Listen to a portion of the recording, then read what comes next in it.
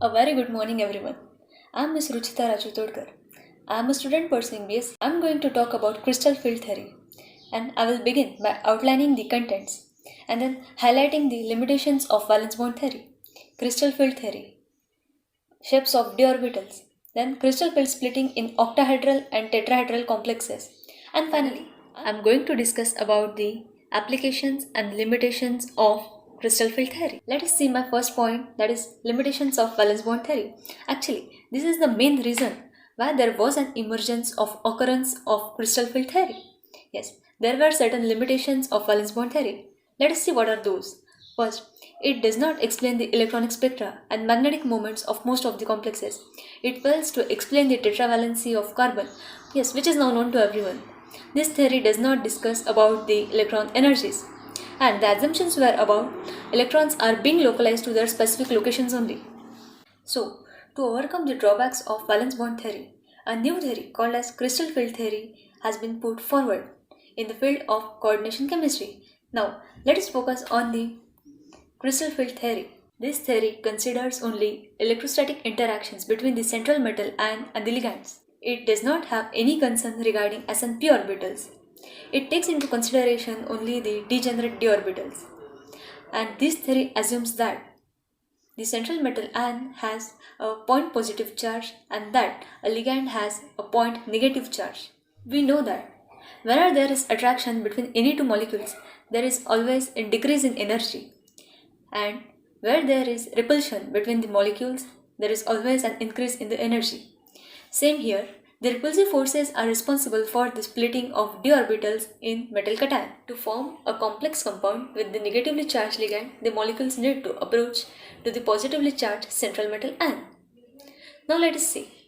In order to have the thorough understanding of the crystal field theory, it is essential to have a clear picture of the spatial orientation of d orbitals. Yes, it can be clearly seen from the moving 3D images of the d orbitals. In all, there are 5 d orbitals, namely dxy, dyz, dxz, dx square minus y square and dz square.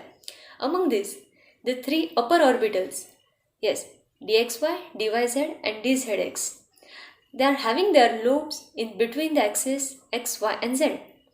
And the remaining lower 2, that is dx square minus y square and dz square, have their lobes along the axis. Accordingly, they are further classified into 2 groups, T2G and EG. Now, let us discuss about the crystal field splitting in octahedral complexes.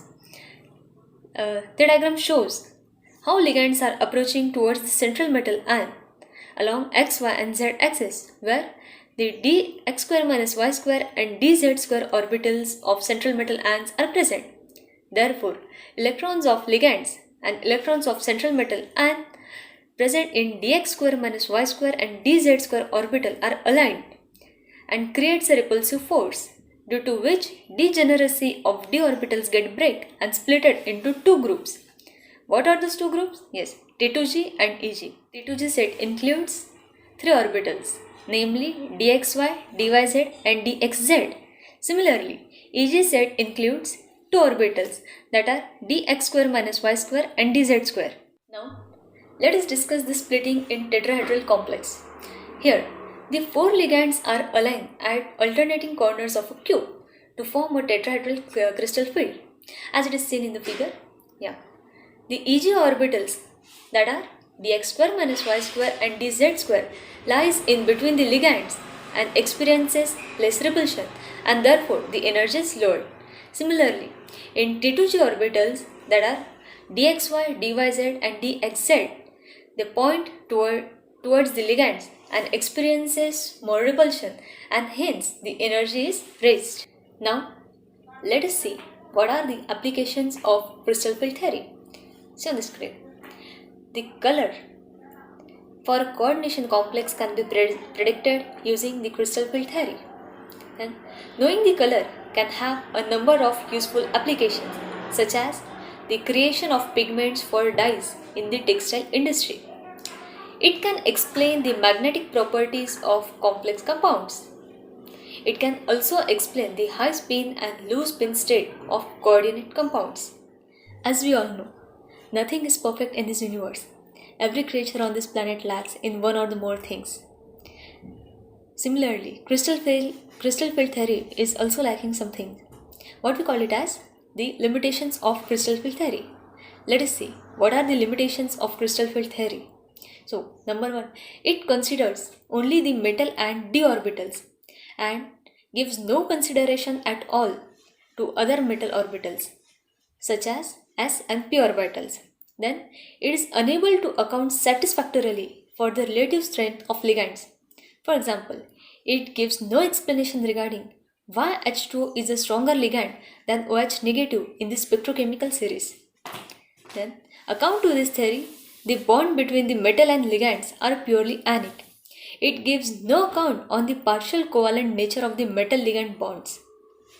Then, this CFT, that is crystal field theory, cannot account for the pi bonding in complexes. And the last one, this theory failed to explain the color in compounds having D0 configuration. For example, KMNO4, K2, Cr2, O7. Thank you.